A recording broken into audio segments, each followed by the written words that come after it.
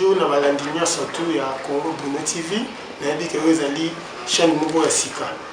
Donc première émission na biso to bandina combattant moko ya IDPS na kombo ya John Bebu. Donc azali awa to partager na mo masolo mandambo concernant IDPS. To me kosola na ye. Bonjour Ndeko. Bonjour monsieur le journaliste.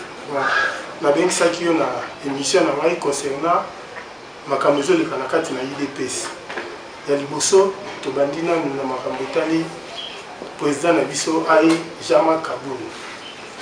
Oyo ba destituaki ye Nicolas uti koleka awa. Selon bino ba combattant.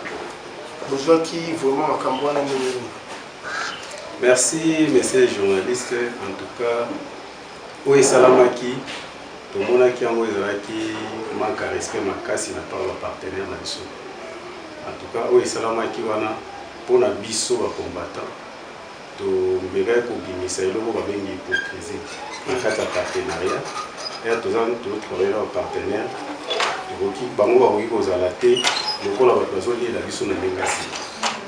Donc lokola basalaki yango eza lokola bandimi de lo balobi ke babomi coalition. Donc tina ya coalition wana eza lisusu te. Siko ndeko koboma coalition bino ba combattant mutu bokoboma coalition ou bien chef de l'état mutu bokoboma coalition ou bien eza ndenge nini po nazomona ka bozo ba coalition fait kufa coalition fait kufa siko ko kufa ya coalition ti lelo tozomona ke chef de l'état azaka kana FCC en que bino ba combattant nini bokoloba ou bien planning bozana ngo o bozo bongisa pona kokabana na coalition wana. Merci. Déjà, na IDPS, nous avons un système où nous avons une pyramide inverse. C'est-à-dire que les décisions sont toujours na base de en tout cas. Et les continuations de base à la place basali, toujours au base à Ipsa. Bien que bango baza ba visionnaire, bango de ba sa orientation, mais toujours au base à l'obaka. Coalition, les ala qui pour tout sangana, tout travailler ensemble. Mais tout dénoter le commun na kati coalition. Bandeko toujours travailler na bango na respect na volonté nous sur travailler na bango na bolingo mais bazo lakisa biso toujours le contraire. Alors tout le monde a dit na te ya continuer na coalition na d'ailleurs lobby en tout cas direction politique na biso ezala qui déjà na réunion va se réunir pour na tabler sur makambo outil koleka et les lots je crois les lots va beaucoup tana lisusu na bandeko INC bazalo ko la bande na biso ce qui va sololi dès que vous avez déjà la résolution mais bino bozolo ba ke INC azali balé na bino INC aza allié à IDPS mais lelo bozo parvenir kotika numéro 1 à INC na kati na souffrance tandis que bino ba collaborateur à INC boza wana présent ezo sala bino ndenge ni temps bozo mona Vital Kamerhe azoli kaka na procès tant que vous avez la coalition ndenge vous avez na FCC ndenge pe vous na INC si vous ni bokoki ko promettre la peuple congolais base la vraiment nini on a sujet le bloco wana. Merci mais on a ndenge ba continuer biso ndenge balobaki honorable premier vice-président Jean-Marc Kabund GMK 520 giga oyokaki ndenge alobaki INC azali na biso justice pesa ya biso donc tokoki kokabola te tokoki kozwa parti te entre INC na justice na yango lokola eza ndenge wana il faut totika justice asala mosala na ye président de la république alobaki eloko moko wana d'ailleurs elekaka basport ntango nyonso ke soki ata soki ozalaki camarade na ngai mais justice que ça la soko ta makamna bon on a ndeko na biso ono nani Monsieur Kamerhe président Kamerhe azali allié na biso mais le rôle a soupçonné na makambu lokola o détournement ou nini tout ça il fallait akenda s'expliquer alors que le cas s'expliquer na yena niveau de justice et puis celui justice a blanchir abimi na ya zone eza problème te biso toza na problème coalition ezaki problème ya visibilité mais là problème entre les partis. Donc, tout ça qui n'a IDPS, n'a INC. Cela n'empêche pas pour le Cameroun avoir un problème qui est tout toboyana tokabola na INC. INC aza allié, nous allons continuer à travailler na INC. Merci. Nous quand même mais ils aussi la kaka wana te. Sikoyo ndenge makambo ezokende vraiment. Makambo ezokende sikoyo na kati ya Assemblée nationale. Beaucoup remplacer mutu mususu ou bien FCC akotia mutu na ye to eza ndenge mekana ko limbola vraiment pour que balandi vraiment bazolanda biso na Congo Bruno TV ba mekata ko comprendre na ntaka eza chaîne à Sigado, il faut sentir vraiment que makambo bien voulu zo le kala kata Congo Bruno TV. Merci beaucoup. Moni na makambo ndeti ya Assemblée nationale wana des ordres ezalaki mingi. Les ordres elekaki mingi na kati ya makambo wana et puis makambo pas dénotaki mingi makambo bazobenga lokola ba irrégularité. Alors ba irrégularité oyo ezalaki nde esalaki même et causé même arrestation ya honorable Jean-Jacques Mamba. Et aussi longtemps pour akatina le dossier à Jean-Jacques Mamba te Assemblée nationale bangoka ko tabler sur ya vote pour na okende tina vote basali bango bango ezolakisa qu'il y avait une main noire. D'ailleurs bakonzi na bango ebele ya FCC balobaki yango ke bango ba respecter kaka ordre et outil pas autorité morale. Biso IDPS tomoni nous allons prendre seulement acte et puis toyeba ndenge nini oyo koleka na sima. Sikoyo na ozoloba IDPS akozwaka alt oui akozwa alt mais lelo tozomona pe peuple congolais bazolela libanda totambolaka IDPS azokoka te IDPS boye IDPS boye est-ce que maloba wana pe bino pe bakombata pe boyokaka yango to eza kaka ndenge elobamaka mais ces journalistes biso tofandaka pe na Congo tofandaka na Kinshasa tomona makambo nyonso ndenge eleka tozomona oyo nyonso eleka tozovivre yango parce que tofandaka na bato nyonso biso moko mpe toza peuple wana peuple congolais wana eza biso c'est-à-dire oyo peuple congolais azosentir eza oyo biso nyonso tozosentir. Je comprends que bato balobaki oyo nani wes. En tout cas, la crise est mondiale. Elle est si on la lit partout dans le monde, les États-Unis, l'Europe, tout ça, crise est mondiale. Elle a spécialité à RDCT. Mais le président de la République, en tout cas, a aussi la nuance pour que Maramio se qu'il est là-bas. Donc, pour les cas aussi, ça m'a il y a maladie, et puis, tout ça, parce que ce n'est pas, il y a RDCT, mais ça vraiment mondial, mais il faut toujours, il y a le président de la République, et vous aussi là dans le Canada. Merci. Le Colombo effectivement c'était la place où la Mambotali, la maladie n'a plus le coronavirus. Beti c'était vraiment ma case. Mais n'attendons la car, na banzela, nous avons vraiment ba Congolais. Maladie on les athées, maladie on les athées, balo sur la peau qui va y avoir mot. N'engé besoin de kaka. Faut qu'ils soient là ba penser. Tous autres informations. Nous avons posé des questions, nous avons posé des questions. Si on a besoin que le problème, il y a la population parce que l'État va nous saluer le spectacle. Azui à la Kisaka, tout ça, mais la télévision, ils ont moins passé parce que on va tout stresser la population. Les politiques ou le gouvernement à mettre ses pieds. Il y a pour stresser la population. Mais est-il que maladie zali, existence en maladie zali. Maladie zali, il y a un moment où on recommandé toujours dans le observer par recommandation au gouvernement après si na OMS pour que tout à la dernière ligne doit aussi les politique contre eux. Kolokoyoka koloba obande bazolo baote maladie zali ezali ka berere. Les alliés berreurs parce qu'ils ont déjà bouillé, animé de mauvaise foi, ils ont déjà pour attaquer, ils ont affaire à l'autre. Ils ont monaki et panzanaki et tika na victoire mais au-delà de ça, pour recommander, ils sont toujours observer les règles de barrière. Les gestes de barrière, il faut tout recommander, tout observer. Pas makambu ya kopesa na bambote belé, il faut toujours regarder distanciation. Il y a 1 mètre pour se protéger, pour se laver les mains chaque fois. Donc il y a des mesures qui vont permettre de soit ce que tu es bandé pour éviter maladie. Merci. Nous avons eu merci que Batunia surtout dans la Congo Bruno TV.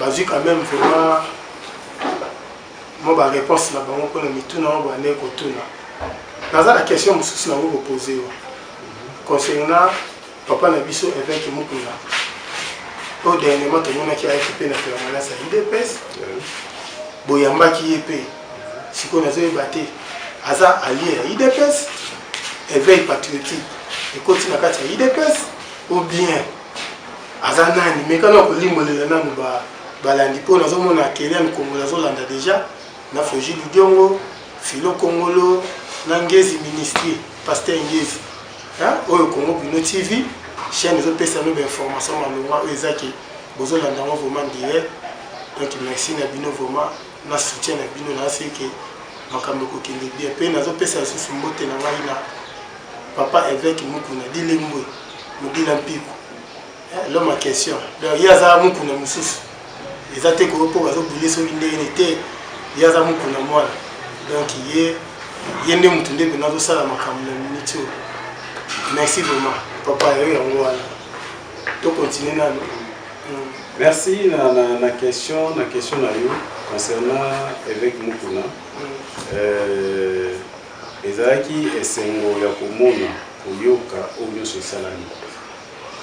Évêque Mukuna aza membre ya IDPS, aza na mouvement na ye oyo bazobenga éveil patriotique. Éveil patriotique eza mouvement na bango basalaki oyo lokola congolais nyonso okoki mpe koloba en tout cas on en a assez. Ndenge mpe ye alobaki on en a assez, il faut que makambo nyonso eyebana ndenge omonaki abandaki koloba yango accord wana eza nini ekoma wana kati accord wana il faut toyeba. C'est-à-dire eza babiloko ya mike oyo bakestion oyo congolais nyonso mitunaka bakestion wana congolais mitunaka chaque jour ye mpe azoki courage ya komituna bakestion wana lokola ye asalaki yango na cadre moko boye ya éveil patriotique nde omoni edukeli makambo nyonso wana mais eza kaka omoni te ke akendaki nango vraiment mbango te mpo makambo nyonso bakendaka nango malembe ye tomoni abandi kaka mbala moko éveil patriotique abandi mama kotake non ake nango mbango te évêque Mukuna makambo azoloba eza makambo oyo congolais alobaka mikolo nyonso mbango par rapport à nini parce que aleki nango na média. Mais justement, aza congolais nyonso, aza congolais nyonso aza na droit wana ya osala plainte. Parce que tanga imbongo pe na osala plainte. Congolais aza na droit. Na osala plainte contre Kabila parce que ye pa kanganga. Tandis que ezali na statut moko oyo ezopesa ancien président pouvoir. Bon, au moins makambo ndeti ya ba loi wana ya ancien chef de l'État. En tout cas, il y a à boire et à manger na kati makambo wana. Loi wana eza loi moko boye oyo bazwaki yango na ba irrégularité belé. Soko talika loi wana otangi yango bien au moins na eza na inconstitutionnalité makasi na kati ya loi wana. Mais je crois avec la volonté et l'amour du président de la République Fachi Beton que je salue en passant à sala na justice au sala ke ba luka ko kolongola inconstitutionnalité ou ezali violation eza na kati ya loi parce que eza conforme à la constitution kolongola loi wana ozomona te ke tokozonga na ba député ou ba votaki yango. Mais justement si ko ba député ngo tandis que FCC baza majorité.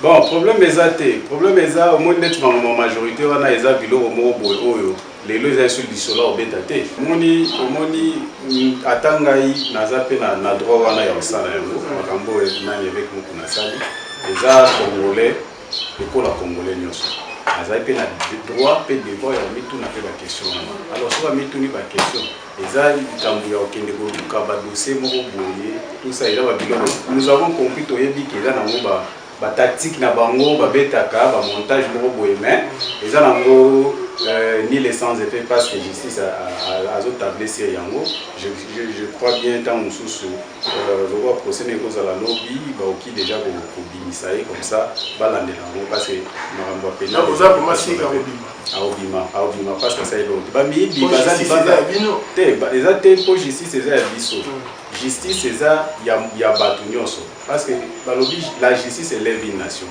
Et le coup la justice élève une nation. Le président de la République a que justice est comme indépendante et ça la musala. Alors sur justice c'est comme indépendante. En tout cas, nous sur les alliances sous justice, il y a des poids des mesures, il y a double vitesse. Nous sur à aux alliances qui aux la raison, va sur raison, soit aux la tort, va sur tort. Merci vraiment. La place où on a fait ça vraiment. Bambo Tebele, le chef de l'État, Félix Tshisekedi Tshilombo, au bateau bien dans le combat béton. État de droit de Baki, dans ce monde vraiment, et comme il commence vraiment dans cela. Donc, à continuer à rendre moi, donc, il faut se trouver à Simana et vraiment, dans l'initiative à Zanamo, pour la Moka, vraiment, malgré tout, les Kakatonomia, Zamba Bosumrayo. On a dit qu'au sein de la vacances président. Bon, tous allés à Papa John, tous allés à Kokoba, la 4e émission de Bisso. C'est membre de la Ligue des Jeunes. Membre de la Ligue des Jeunes à l'IDPS. Président et coordonnateur, il y a l'association ASBEL JDEV. JDEV. La Ligue des Jeunes est née pour le début. En tout cas, c'est le nom de il y a la Ligue des Jeunes. Ah, c'est mon vitamine. C'est les chaînes, c'est vraiment. Ils ont abandonné un vitamine. Vraiment, bon, ils sont tous à. Toza munene n'était pas cette vie de l'IDPS les amounés. Si vous avez une chaîne de Congo Bruno TV. Bon, pour la Congo Bruno TV, en tout cas, nous souhaitons la chance de belé. Et la chaîne de bandits, il faut battre les mingi, bayoka utala mingi pour vraiment d'informations, nous puiser dans la sauce. Et puis la bateau oyo, dit que oyo bateau baza bouche autorisée dans le pays, ça vous information à Malonga pour na boulou yekete. Donc en tout cas merci beaucoup na chaîne Bruno TV. Merci na bato nyonso. En tout cas na saluer en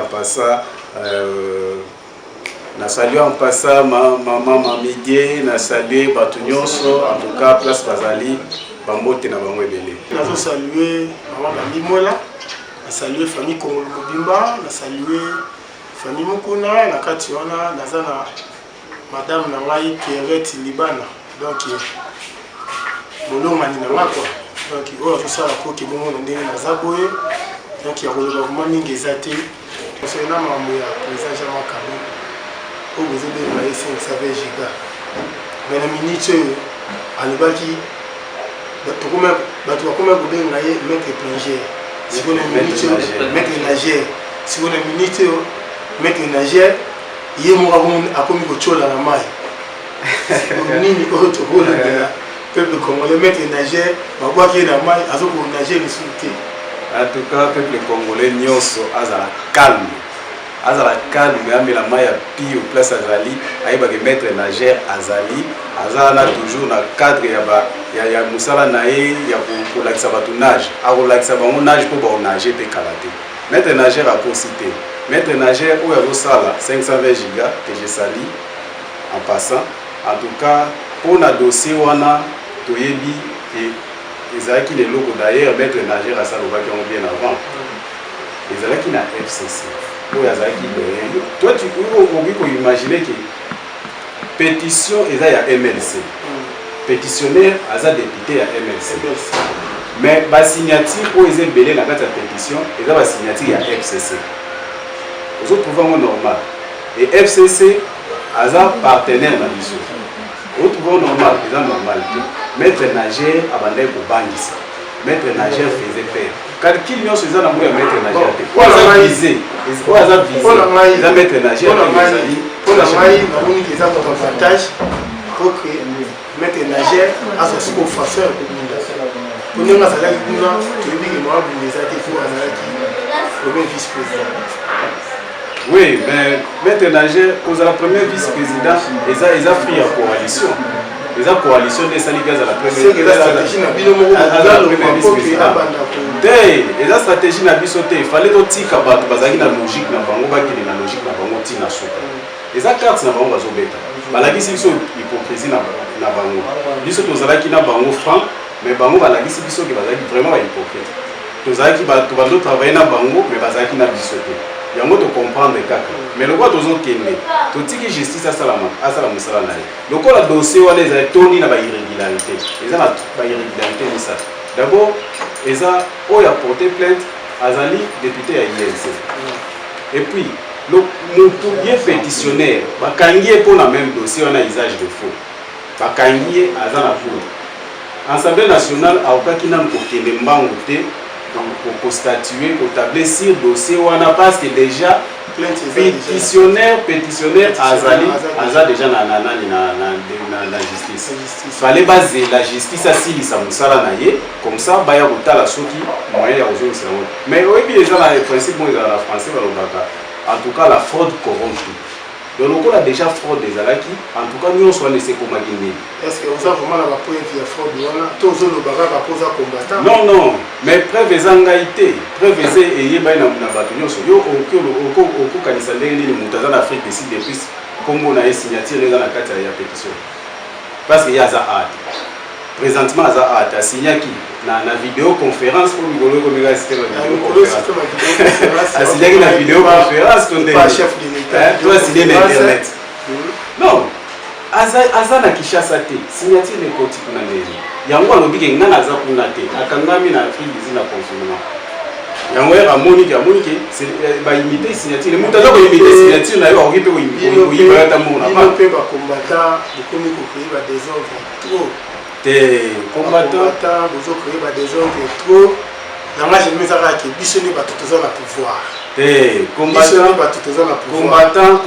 ont créé la désordre mais dernièrement là seulement IDP c'est pour nos combattants donc comme nous aussi non mais tout ça na pouvoir mais tout ça le pouvoir tout ça battre le pouvoir na biso mais on va battre le pouvoir tout ça battre le pouvoir na biso tout ça lo baki combattant azali wana azolandela makambo nyonso yo okosala comparer jamais combattant na ba militant à parti mosusu parce que combattant à chaque jour azolandela l'évolution ya politique des okende aza kosala analyse ya situation politique chaque jour c'est-à-dire combattant ayebi ndenge nini makambo nyonso wana esalama azolandela yango malembe chaque jour aza na alayi ya actualité c'est-à-dire yo okoloba bongo te parce que combattant aza mutu créer des ordres te pour azonga na question na oyo tolobi ya makambo ya nani ba irrégularité lobaka eza misa normalement bakoki kotraiter dossier wana te tant que les pétitionnaires azalaki te parce que dossier pétition wana fallait ye moko auteur ya pétition azala wana atanga ngo mais auteur ya pétition azalaki te atangi te mais batraiter yango ndenge en plus de cela déjà lokola bakangaki ye pour usage de faux. Mais Azan la liberté provisoire. Azan la liberté provisoire. Azan la résidence surveillée. Et pardon, Azan la résidence surveillée.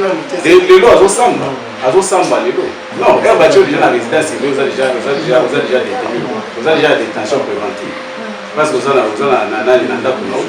Azan déjà les lois Azo Samba, les lois, Toroyoka, ceux qui vont condamner pour usage de faux. Si vous avez Sangaï, ba décision au mavunda ba jukuna na tek na bango moyena 85 000 dollars au bakaboli pour bakeli ko voter wana comment tandis que azali député élu azali immunité parlementaire jusqu'à maintenant même dans le monde. Oui mais immunité parlementaire na ni règlement d'ordre ezali et puis constitution ezali constitution zolo ba on va évoquer plus article 167 la constitution yo kana ebisa yo ba ko soulever article wana mais bazotanga la likolo bazokitana c'était bon qui t'a accepté mais l'article là bazo ko évoquer makambo flagrance est rayé et zo salama ezotala immunité ya motuté loko ezaka ya flagrance na immunité na yo ba ko joyer malgré flagrance ezotala te o balongo la immunité tout ça non ezaka ya flagrance loko la kometaki yango na eloko le exemple moko Namamutali président de l'Assemblée et Sénat quoi. Alexis Tambouma. Oui. Quand même mais tout le monde président de la Cour de cassation, Babo Senga, Sénat va donner l'immunité pour qu'il puisse se présenter. Sénat va voter qui article à la carte de la Cour de l'immunité. Donc ici le gars va voir c'est là qu'il dit qu'il a voté peut que c'est non non, je veux que le bandit Alexis Tambouma, le président de la Sénat. Aza au-dessus à l'autre. Donc Aza justiciable, en tout cas justice à autant la déterminée. Attention qui Sénat boyi naïe pour donner la immunité. Les instances nous sont les appels du polo. Parce que pour de cassation, à informer, à saisir pour constitutionnel. Parce que on a le droit à boyi et que nani Sénat baboyi kolongole ba immunité pour les cassations aza obligé sikoyo ya kosaisir cour constitutionnelle et cour constitutionnelle nde sikoyo ya kotala makambo na ye mpona kotala ndenge ya kolongole ba immunité balobi teke so oza président Sénat yo oki atosali mabe bakosala biso te eza justice oyo faci aye nango na mboka faci beton justice oyo aye nango alobaki ke en tout cas il faut asala justice comme indépendante po esala mosala nango nde eloko oyo tozali kocontinue nango awa justice akosala mosala na ye mutu nyonso bato nyonso lelo congolais nyonso fo ayeba ke plus rien ne sera comme avant congolais nyonso lelo fo ayeba ke lobi lelo eza lobi te tosi tolongwe na régime ya intouchable régime oyo toza nango mutu nyonso aza na se ya mibeko mutu aza likolo ya mibeko aza te quel que soit niveau na ye en tout cas lelo nakoloba mpona ntango na ngai wana. Merci vraiment Ndeko. Nous avons coupé au moins 2 minutes de la salutation pour vous appeler Moutou. Nous avons dit que nous avons appelé moi Batuno ou Moutou pour saluer Baro. Continuez. Et la paix sur moi 2 minutes. Merci beaucoup. En tout cas, nous avons salué en tout cas mon président, le coordonnateur de tous les parlementaires debout, le collectif parlement debout de Moulumba.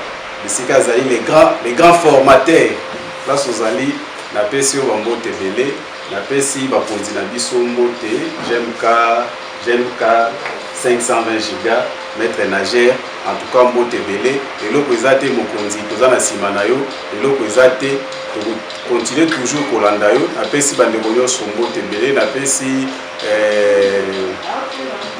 les Komsou Blanchard, la PSI Chéri Nangaï, Pembote, Maman Nathalie Chirou, ta place aux Ali, en tout cas Mbote Belé, na pesi Batu Belé Mbote, na pesi Maman Mami Diembote, na pesi Maman Samba Mbote, Maman Philo Mbote, en tout cas place Yoso Bino Bozali wana, en tout cas Mbote Nangaï, Yangwana Tozali, Tozali wana lokola balobeli ya population, toujours continuer parce que le loko moko amabe oki continuer de sous-souter.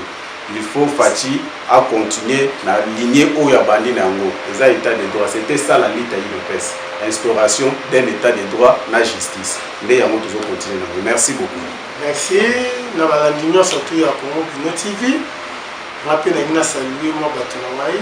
Nous avons banda famille na Congolo, famille Congolo Mobimba, ou famille congolaise munene, famille Congolo. Oh, nous savons que ça na famille Congolo. Na salué na famille Congolo Mobimba, Kelen Congolo, Flogile Diongo, Philo Congolo, Tozi Pasteur Ngezi Ministry. Merci na Pesimbote na Ndekonama Blanchard Mudibu, au assistant l'émission na bandi l'émission, pe to comité na suka awa, Tereti Libana, na pesi famille Libana Mbote, na pesi Benet Congolo. Pas à moko ya journaliste kati ya Congo Pino TV. Donc, il y a peu de temps la démission qui n'a pas Hollandais na mikolo ezali koya na pesi mbote na ba bébé na mami balé bébé Flogi Lidiongo na pesi mbote c'est na Placide Congolo azali ya na bango liposo Placide Congolo Adolo Congolo famille Dorcas Malou na mobali na Flogi et nani Fredi Buluko papa Buluko yango wana dit que vous allez au AK70, moi na Bota, en tout cas Mbote Belé. Donc Mbote na bébé na biso Bakelia, Maria, Christivi, Merdi, Stéphano, donc vous allez Belé, na santé, Neftali Mawete. Tara yum to yoga landa ko ningi pe na pesi ba kuna surtout Mbote vraiment à la prochaine. Donc à la carte Congo Pino TV, système ezara moko. Système na biso ezali tango mission aussi là. Mission surtout dans le système il y a victoire.